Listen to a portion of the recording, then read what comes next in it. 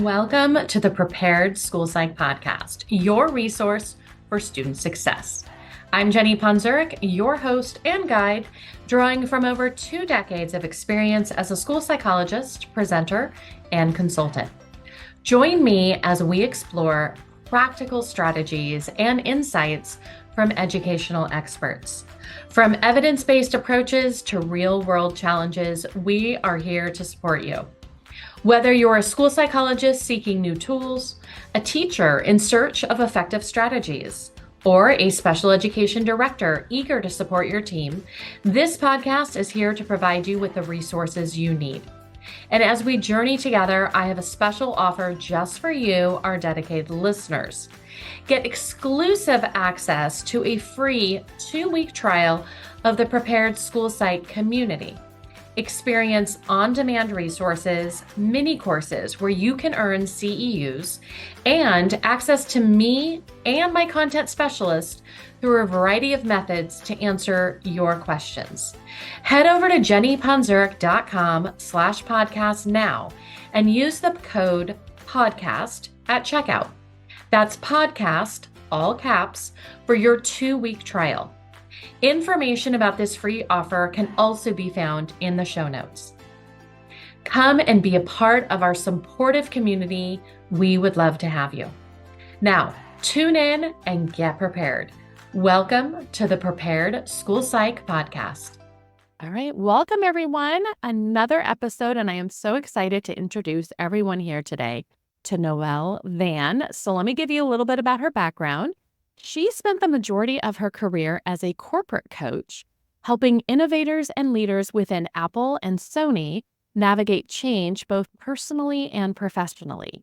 Now, she's an author, empowerment coach, and founder of Day by Day, a purpose-driven company that inspires individuals to step into change with courage and confidence. She is also the creator of Day by Day book, a wellness planner for change, and the host of Journeys Through Change, a podcast that inspires women to overcome fear and step into change to create a life they love. Noelle has been sober for 12 years and created the first day book for addiction recovery in 2018, partnering with treatment centers and behavioral health specialists to provide this important tool to program participants. She has since created a classic day book to support any life change, and a teen day book to help teens access and express emotion more productively. She is passionate about providing tools to decrease teen anxiety, depression, and addiction in any way she can. I'm so happy to have you here, Noelle. Welcome. Thank you for having me, Jenny. It's so exciting to be here to talk to you.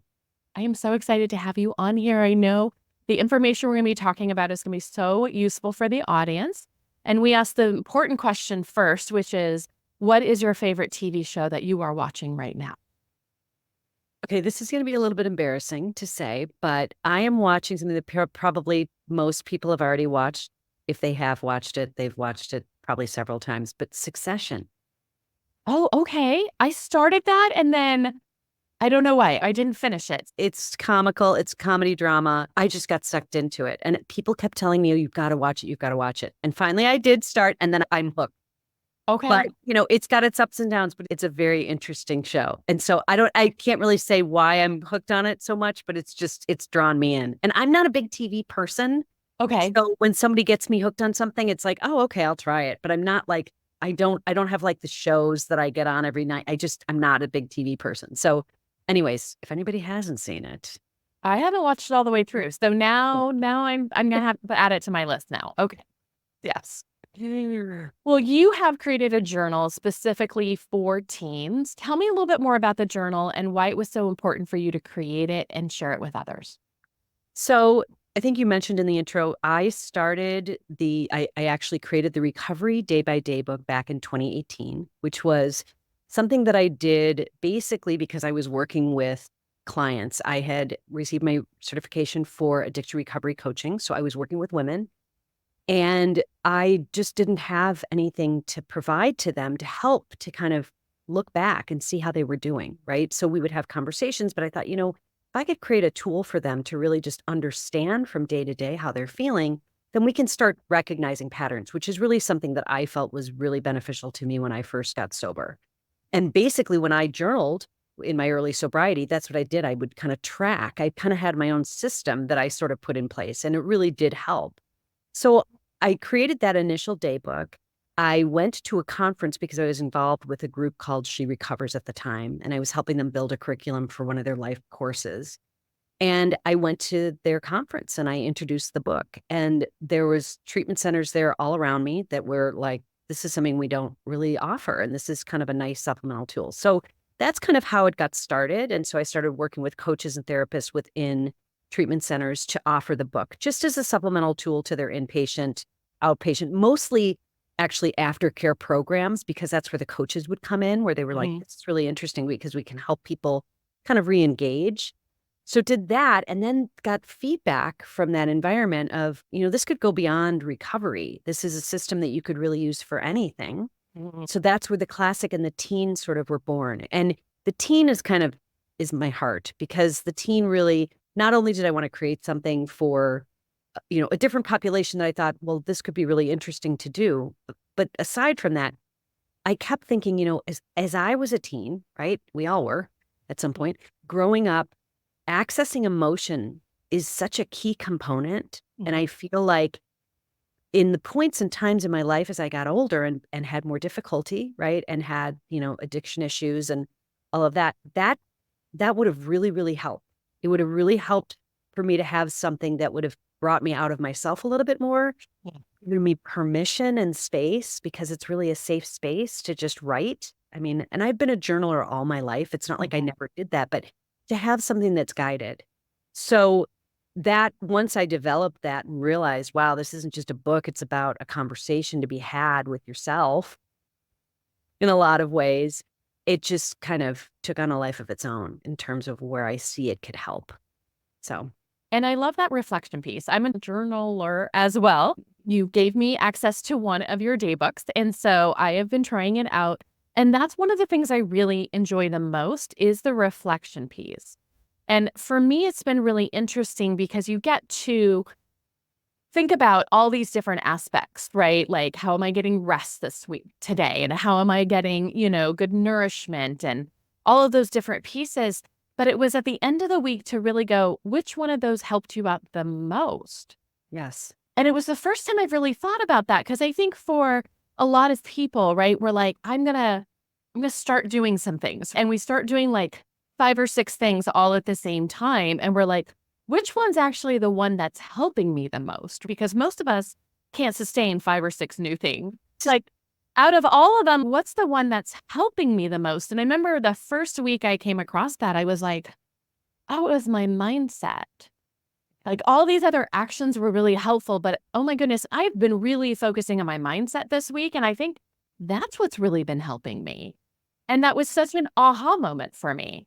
I love that. Well, and there's something that I introduce when I talk about the book, I introduce this idea of self-managed wellness.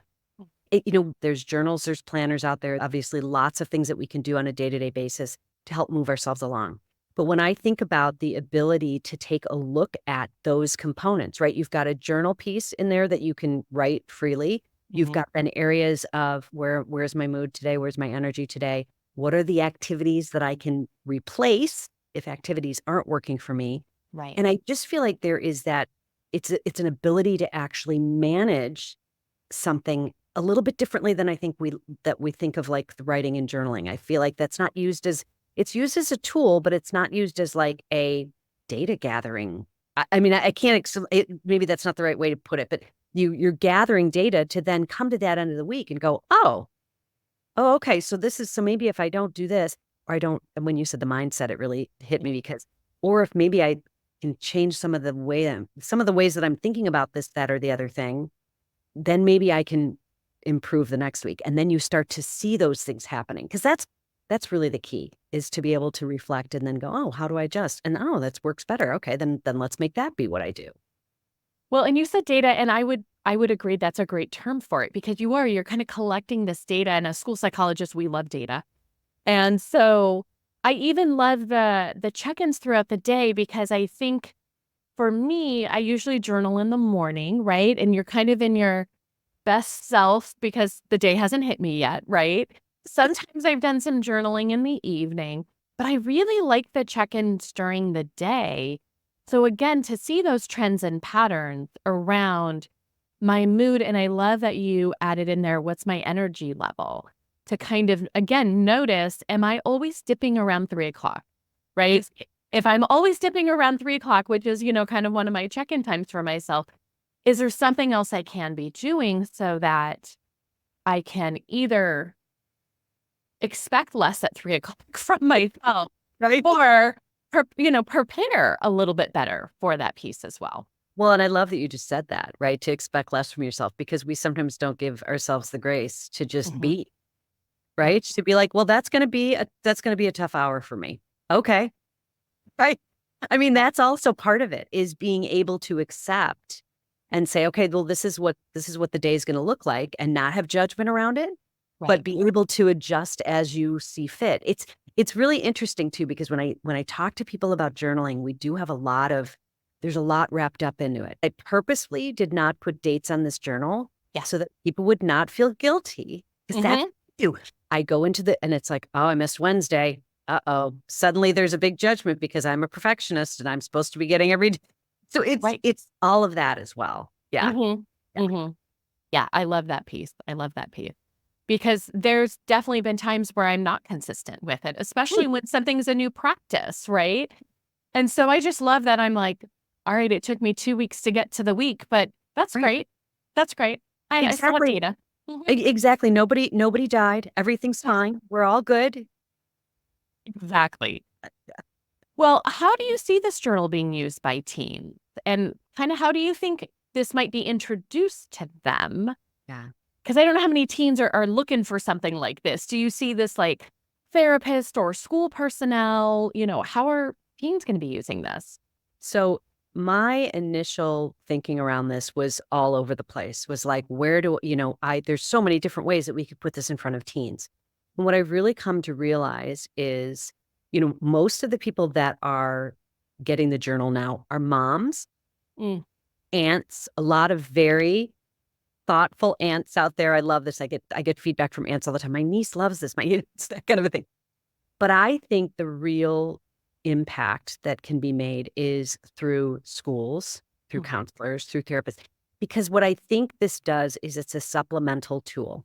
So if we were to introduce this to a teen and say, hey, go through the journal and do your best at trying to figure out what those emotions are all about, and good luck, and that kind of thing is very different than how do we help guide teens to really start to look within a little bit more with an engaging tool that doesn't feel overwhelming and doesn't feel like that you're asking me a million questions. It's basically like, how did your week go?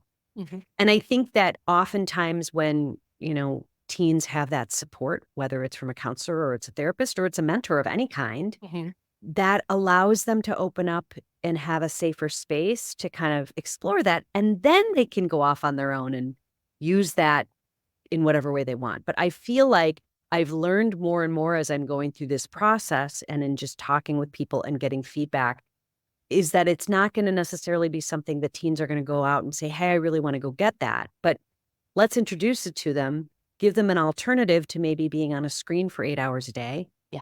Just a thought. Even for 5 or 10 minutes a day, too. That's the part because the beauty of this was when I first put this out there, this was for people in new recovery, which they do not have patience. I can tell you it's one of them. We did not have patience to sit down and journal for an hour or two until our coffee got cold. Not going to happen, right? So I think that that's a really good component to it as well, that, it's take 5 minutes, just try it out. And then kind of hopefully that becomes more adaptive.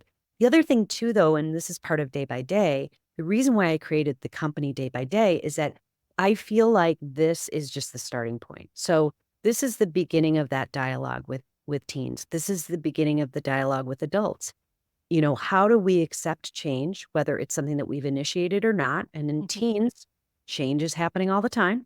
Right. How do we do that?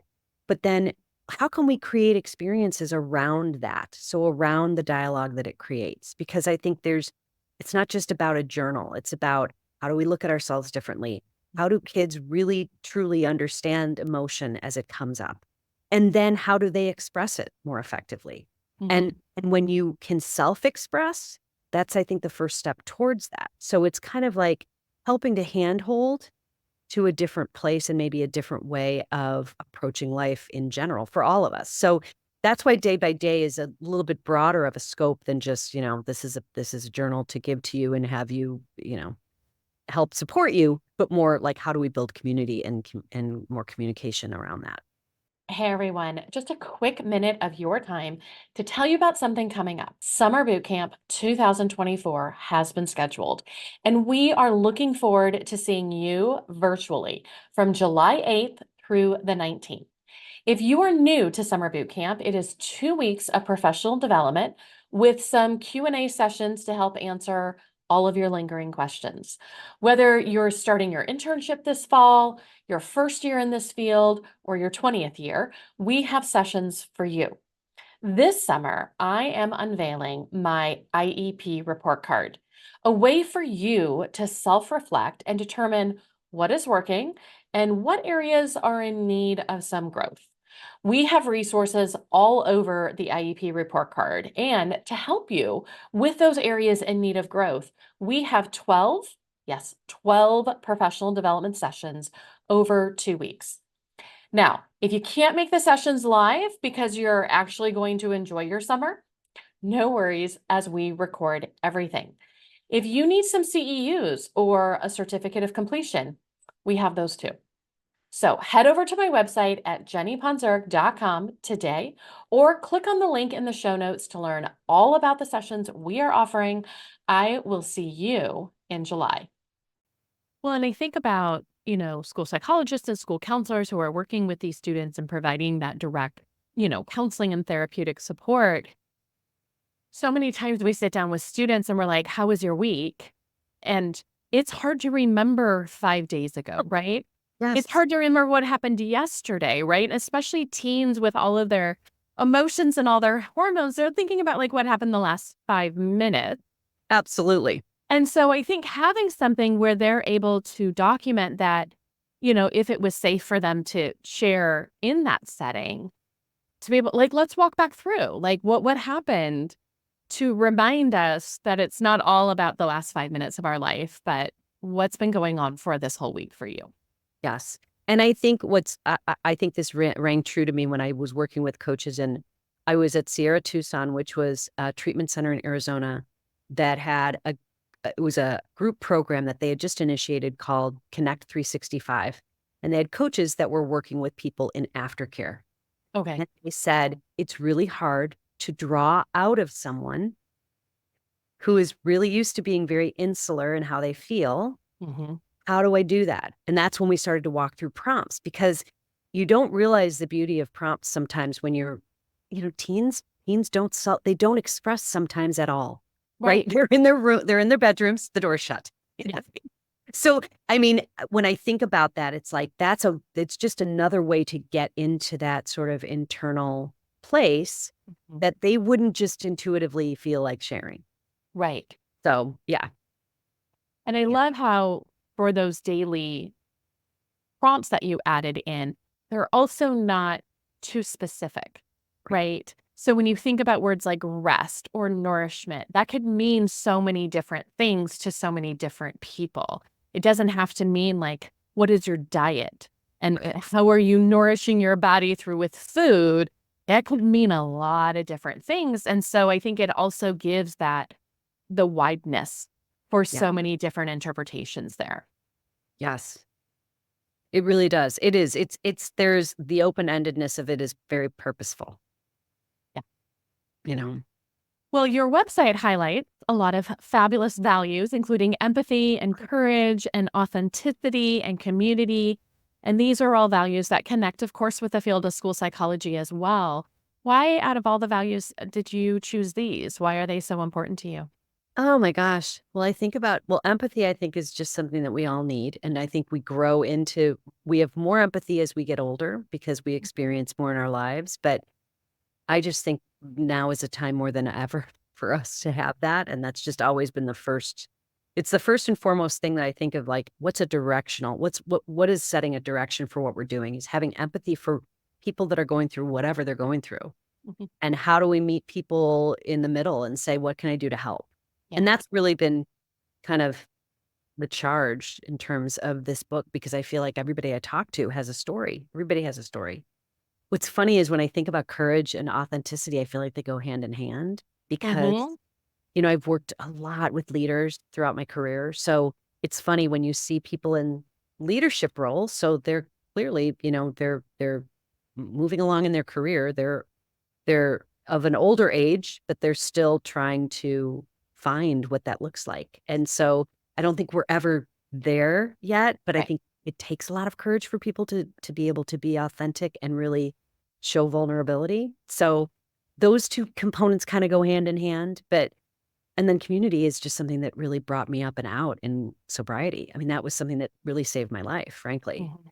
So they're just important, and they're definitely call outs for me because I think that sometimes we forget about those. And I just think they're good pillars for any way of doing anything, frankly. And going back to the courage being connected to being authentic, especially with our team, right? Who just want to fit in, yet we're trying to also want them to have those individual thoughts and feelings. And so it takes a lot of courage for a teenager to be their authentic self, to even figure out who their authentic self, who that is.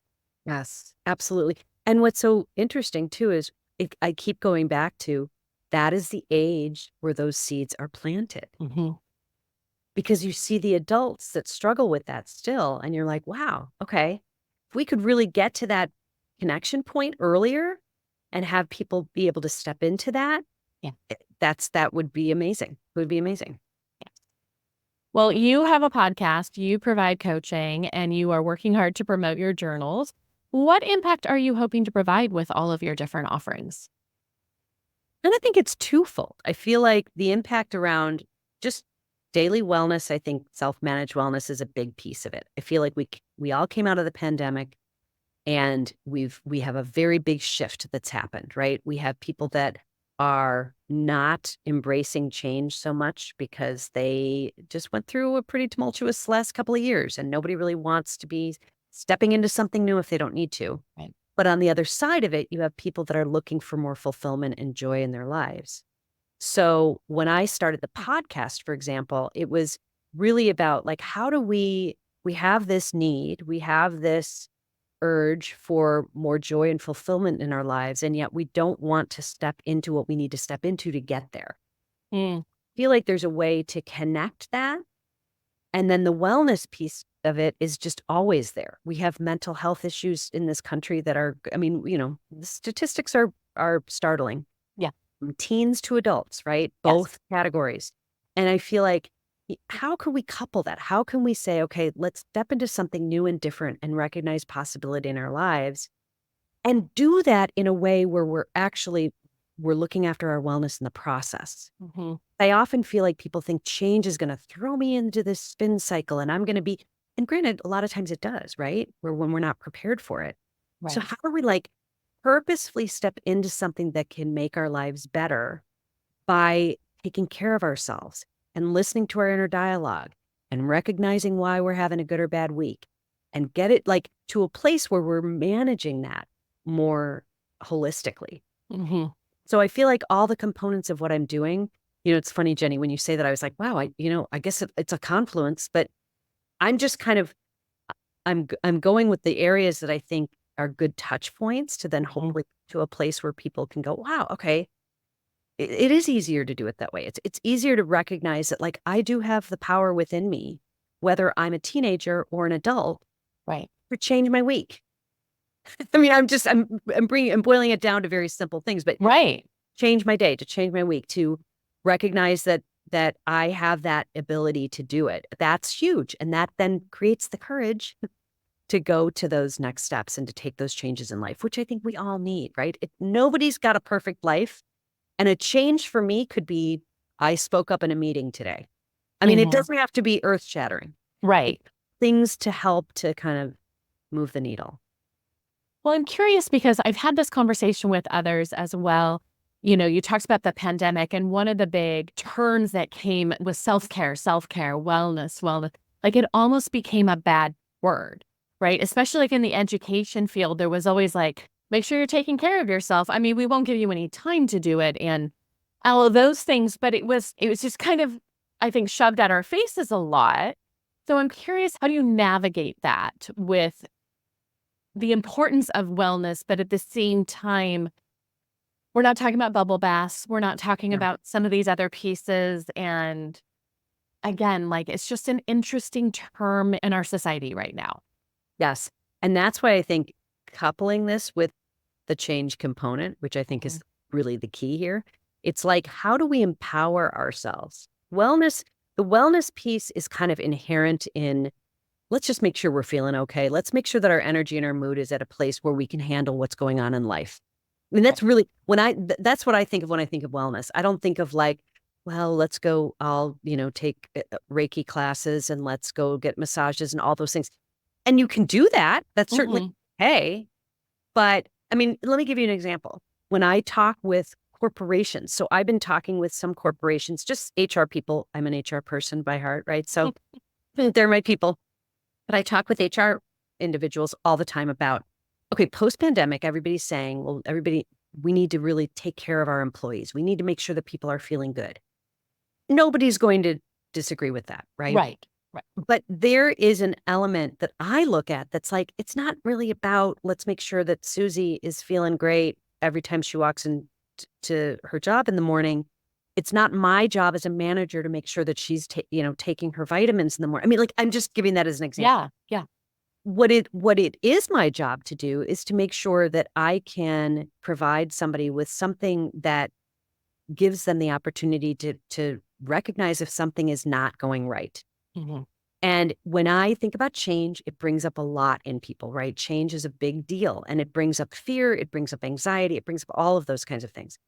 And so I approach wellness through that lens of change because I feel like it's not about the bubble baths and spas. It's about, how do I just feel good enough to recognize the kinds of things that I can do to make myself feel even better. Right.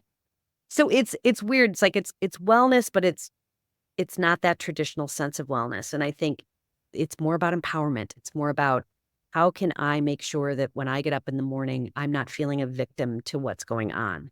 And I'm not feeling like I'm just trying to, but I have the tools and I'm able to do it. And I've got the courage to move into something new whenever I need to. That's what I think of as, like, I don't know, health, wellness, whether it's stability, whether it's groundedness, I don't know what you'd call it, but I look at it more in that way. And I think you're right. There is that stigma because, just to go back to my talking with HR folks, they say, we don't want to get involved in personal. And I know this, like, I was an HR person. I absolutely agree with them. There is a line that you draw. You do not go into somebody's living room. Like, that's not, if you have an employee, that's not your place. But I think that there is some kind of an even medium here where you can say, let's not talk about it in that way, and don't get spooked by the idea of, like, health and wellness. What we're trying to say is keeping people stable, keeping people in a good place. How do we help to do that and not feel like we're overstepping? I like that. So, Well, what do you wish was different for the teen population of today? Where do you think they need where to do I start, more? Jenny? Well, you know what? I mean, and I don't want to sound like a broken record because I know that we talk about this all the time, but social media, it's not going to change. It's not, you and I having this conversation is not going to change it, right? We understand that this is the reality that it is. And I can't imagine what I would have been, how I would have been in like this day and age. When I think of how I felt pressure when I was younger, that this is just, it's exponential at this point. Right. And how this is the conundrum, how to bring teens back to themselves when they are constantly being bombarded by cultural pressures and comparison culture and all of the things that are out there. And that's why, I mean, I commend all therapists, all counselors, people working with kids. I feel like that is a very big challenge, how to bring them back to themselves. And And I don't know the answer to it. I just know that there's different steps that we could take to try and re-engage. But it's a different world. It's just a totally different world now with a whole new set of challenges. And for parents too. My gosh, I mean, parents are a biggie. Parents dealing with that it's an additional thing. It's a big, big thing. Well, and we are dealing with people who run these social media companies who use all of the knowledge about how our brains work and how they get addicted to things against us, right? I mean, I always, I've heard before, like Netflix doesn't want you to start a walking program, right? Like Netflix wants you to sit in front of them, At home, right? Facebook, Instagram, everything they want you.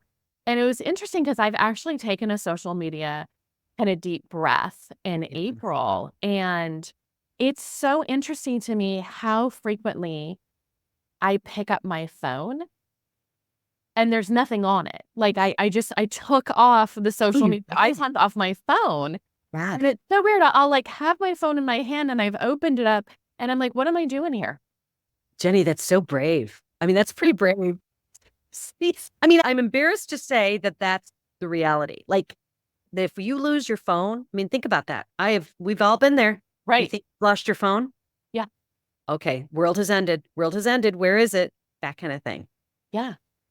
That's crazy. I know. That's good for you. Are you going to stick with it? I don't know. There's definitely parts of it that I miss, like the funness of things. And I've even I had to explain to some of my friends that we just, swap memes together all the time over Instagram. And I was like, I just have to give you a heads up. I'm not going to be looking at it as frequently. And they're like, all right, let me know when you're back on because I have a bunch of things saved that I want to share with people. So I think that part, can be kind of a community kind of piece as well. But it's just been really interesting how much of that was a habit. Yes. And not even a conscious habit.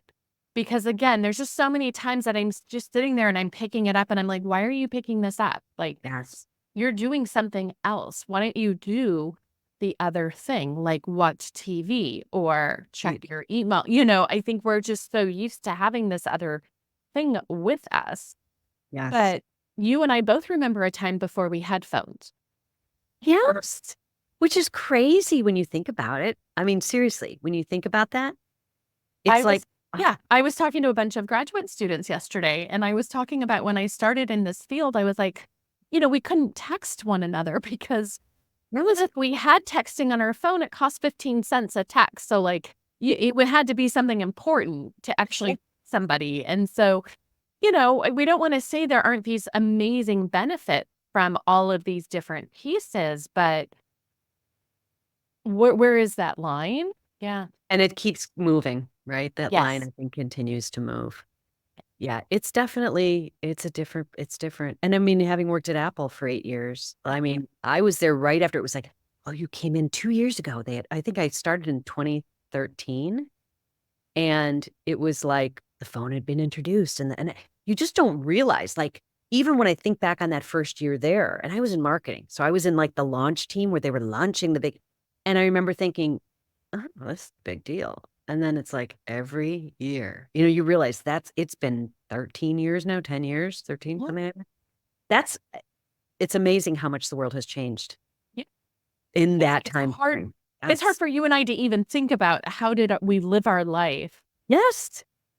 Before all of these wonderful advancements that are also trapping us inside these things. I know. Yes. I know. Well, if someone was interested in learning more about what you do and your different products and things, where would you suggest they start? Well, they can certainly go to livedaybyday.com. So it's my website. And I have the podcast on there too. I am all about women joining that podcast and listening because these stories that these women that I interview share are pretty amazing. I have to say, I did not have any idea going into this that it's going to be as eye-opening for me, just really going through the process, but just recognizing how many multifaceted women are out there, which is all of us, by the way. I mean, we all are. But just the stories that women tell about the changes that happen in their lives and kind of where they've ended up because of it is just, I think, really, it's helpful for anybody that's wanting to make any kind of change in their life. But the podcast is on there. All the daybook, it's more of it looks like an e-commerce site, but that's going to expand. So things will change as we develop day by day more. But would love for anybody to hop on there. If there's any questions, to let me know. And I'm giving discounts for the book because I'm doing this because I want any new customer that wants to even try the book. I'm giving 20% off on that. So I'll actually put it in the show notes with you if that's easy. Perfect. Yes. Is that all right for me to do? Yeah. All right. So we will make sure to put the link to the website and the discount information in our show notes. Definitely. Thank you. Thank you for doing that for our audience. Of course, I would love it. The more that people can take a look at the book, whether or not they use it or not, is totally, it's really just sharing the good word. Well, and again, thinking about whether, you yourself as a school psychologist are providing direct service, or I know not every school psychologist does, and other people on the campus, might be something to just share with them as well. Just as another resource, another tool. It might not work for every single teen we come across, right? But what if it's the tool that really helps support this individual teen? Yes. Yeah. Always good. Always good. Well, this podcast is called The Prepared School Psychologist. So when you think of that word prepared, how do you feel, how do you kind of help yourself feel more prepared in all of the different roles you have right now? It's funny, if I were to tell you, if you were to ask me this question 5 years ago, I would have a very different answer. I look at prepared very differently now. In what I do, in the work that I do now, I feel like being prepared to me is just remaining open to whatever comes my way. I find that if I'm prepared in the old sense of the word, which was in my old line of work, which would be anticipating anything that was going to come my way and making sure that I'm, all of the things that, we want to do to make sure that we show up perfectly.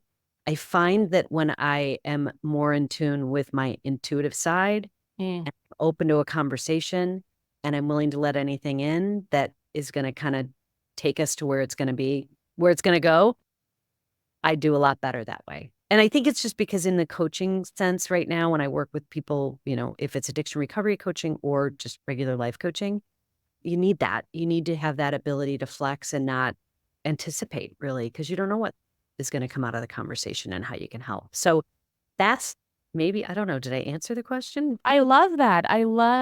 Because I think we can view that term in so many different ways, right? Mm-hmm. Like, I'm going to be prepared for that meeting. Right. Which is going to be like, I've done my homework and I'm ready to go. But especially when I think about the field of school psychology, you have to be prepared for anything that's kind of coming your way. Right. Okay. There's one thing to have your to-do list ready for the day, but then are you ready for that crisis, that teacher, that student who needs you right now? So I love the mindset piece is I'm just kind of prepared for, I'm open. What's going to happen today? Oh, I love that too, because that is that is definitely a role of needing to flex in the moment. Yes. Right? Absolutely. More than ever. I mean, and that can be lovely and that can be frustrating, right? Because the days where we get through that to-do list and there's days that we don't even look at that to-do list till 5 o'clock at night. And then we're like, nope, not getting any of this done today. Right. But, we talk a lot about kind of some different mindsets. You're not going to know all of the answers, but you can feel prepared in, I know how to problem solve. And so I can't be prepared for anything coming my way. Someone's going to ask me something I don't know. Something's going to happen today that wasn't on my agenda.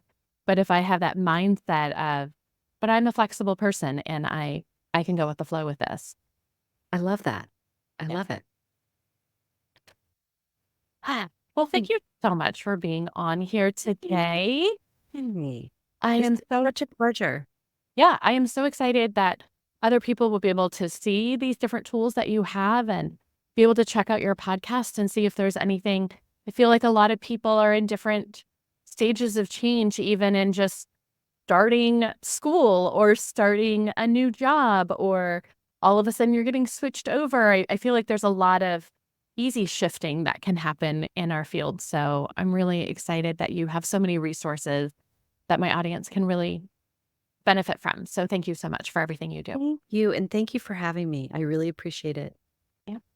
All right. Until next time, thank you, everyone. That concludes another episode of the Prepared School Psych podcast. And I hope today's discussion equipped you not just with knowledge, but also the confidence to take action. Remember, every conversation we have and every resource we share builds a bridge towards a more inclusive and empowering learning landscape for our students. If you enjoyed this episode, be sure to subscribe to the podcast for more insightful conversations and resources to support your journey. Share this podcast with colleagues. We would love it if you would also rate and review the podcast. Thank you for tuning in. Just a reminder, everyone, the information and advice provided in this podcast are for guidance purposes only, and all listeners are required to follow both federal and state law and their own school district guidelines and policies. Thank you.